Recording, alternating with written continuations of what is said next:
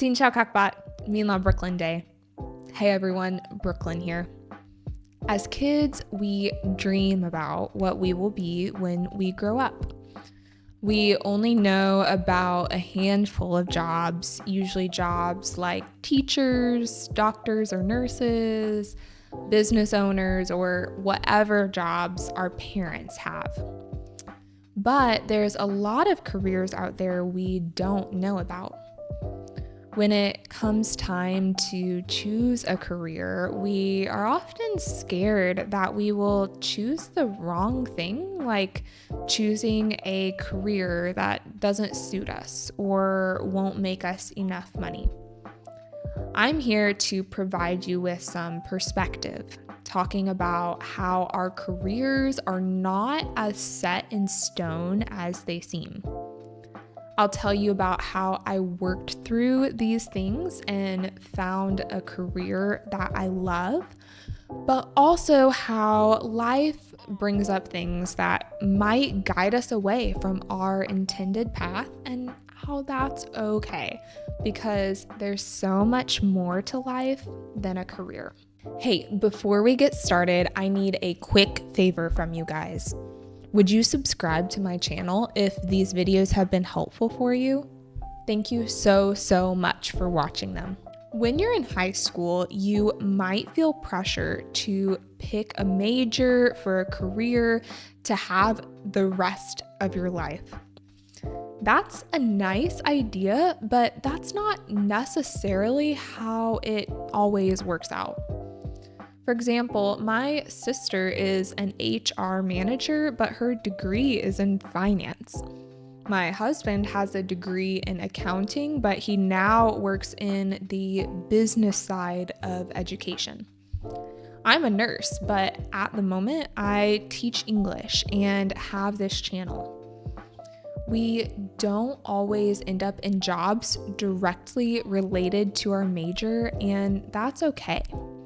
Your degree doesn't have to go to waste. My time in college grew me as a person, and my job as a nurse gave me transferable skills for what I do now. And I can still use my degree, certifications, and experience when I go back to visit the States. Life isn't always straightforward, but the beautiful thing about life is that it's pretty dynamic and has lots of opportunities. If someone were to ask me advice on how to choose a major, I would tell them to think about their personal characteristics and choose a job accordingly. I'll tell you some about what that meant for me. I love learning, but I don't especially love school, so I wanted to choose a career that didn't require years of school, but still gave me opportunities to learn something new every day. I was terrified of debt, so that was another reason to not go to school for a long time. I wasn't going to go to a university if the degree didn't guarantee me a job. And I did not want to have a desk job because that puts me right to sleep. I did want a job where I was on my feet and interacting with people. I loved all my classes in high school related to human sciences, so I knew that was something I would enjoy studying. Based on all these things, nursing seemed to be a good fit for me. But I still had a lot of questions. After all, there's usually a lot more to someone's job than what the average person can see from the outside. I knew a few people who were nurses, and so I met with them and asked them questions about why they chose nursing, if they still liked it, what their job was like, etc. I reached out to my local hospital and shadowed some nurses. When I visited colleges, I asked if I could sit in on a nursing class and get a picture of what my learning environment would be like. I met with a nursing student and nursing department staff to hear about their program and just nursing in general. I'm a big fan of lists, so I took notes during all these conversations so I could later reflect back on what I had learned. And as you know, I did eventually choose this degree path of nursing. Nursing may not be for you, but if you're trying to choose a major, you can do some of these same things so that you can see what might be a good fit for you. Now, I don't know much about how universities in Vietnam or other areas of the world work, but the admissions departments at American universities are there to help you see if you and that university are a good fit for each other. So they should be willing to help you make those types of connections and answer those questions for you. You just have to ask. Now I want to tell you some about nursing and what it's like. I don't want to get too technical about what it takes to become a nurse in America, but I'll tell you a few things. There's usually about a year's worth of prerequisite classes to get into a nursing program. To become an LPN or licensed practical nurse, the program is typically 1 year, and then to become an RN or registered nurse, the program is typically 2 years, which is called an associate's degree. And that's what I am. I'm a registered nurse. Beyond that, there's lots of options to further your degree to provide more opportunities, like getting a bachelor's degree or a master's degree in education or a master's degree to become a nurse practitioner. Anyways, after you go through the nursing program, you have to take a test in order to be licensed to practice as an LPN or RN.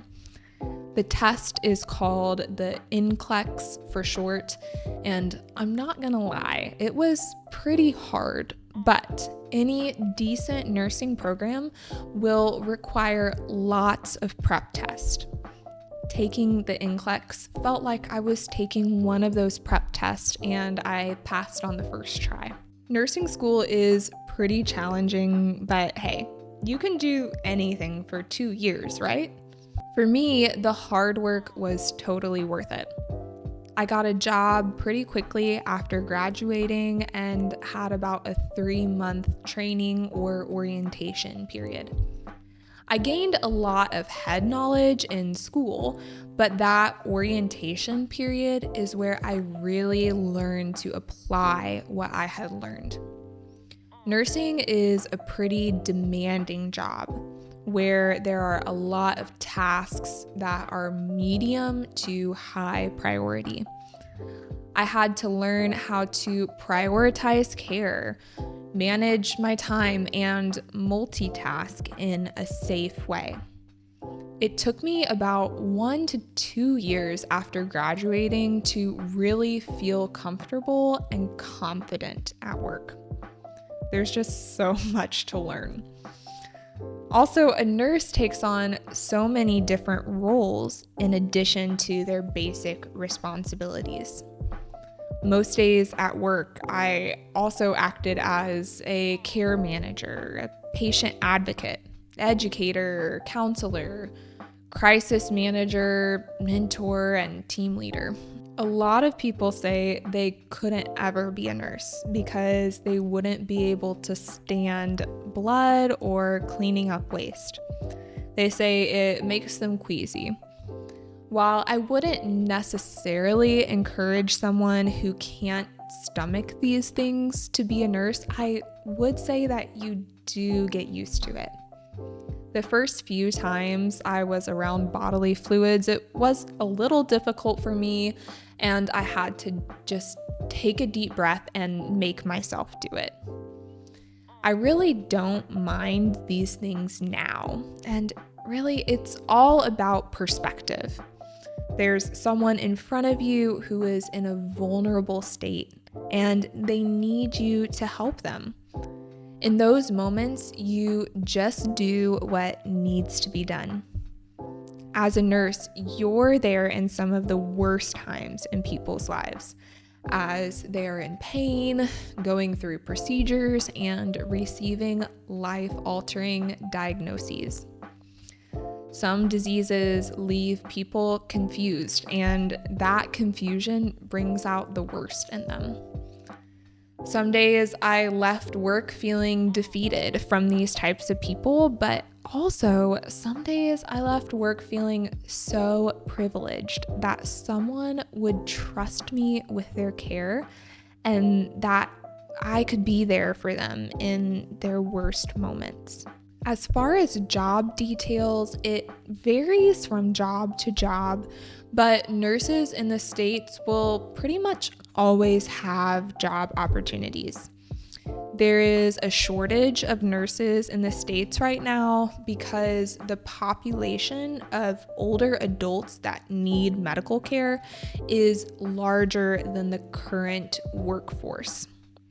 Because of this, nurses have decently paying jobs. Now, a job where I was located pays less than, say, a job on the West Coast, but also the cost of living on the West Coast is higher than where I was, so it all kind of evens out. There's, of course, staff jobs, but there's also travel nursing and temporary jobs that are typically 13-week contracts. I worked with a fair amount of travel nurses who had lived all over America, kind of filling in for hospitals that had staffing shortages. Also, nurses have different shifts. I worked 12+ hour shifts 3 days a week. Those were long, exhausting days, but I loved having my schedule this way because I got 4 days off a week that I could rest and do whatever else I needed to do. Some nurses work 10-hour shifts 4 days a week, and of course there's 5-day-a-week jobs working 8 hours each day. One of my favorite things about being a nurse is all the opportunities that it gives me to learn and develop. I've only had one job in one area of nursing, but even within that field, I learned something new every day. While there were certain things I was definitely expected to know and be responsible for, our team relied on each other, asking each other questions. Also, in nursing, there are plenty of options to continue learning. Almost every month at my hospital, there was a seminar for nurses to learn more about a specific topic. And my hospital also had a program for nurses that they could join and professionally advance their careers. I just recently finished furthering my degree, and if I want to later on, I can further my degree even more. There's certifications I can get in a certain field, and I can completely change areas of nursing if I want. Someday I want to work in critical care in an area like the intensive care unit, but also I could totally see myself doing home care or even hospice nursing. I almost feel like a 40-year career doesn't give me enough time to explore all the areas of nursing that I want to. Maybe nursing isn't your thing. But regardless, I want to encourage you to keep learning and growing in whatever you do in life. Choose something that will give you the opportunity to further develop and that will also give you some transferable skills. If you do this with hard work, your possibilities in life will be almost endless. If you're in high school or college, I'd love to hear what career path you're interested in. Let me know in the comments down below. Okay, guys, that's all for today. Goodbye for now, and I'll see you in the next video.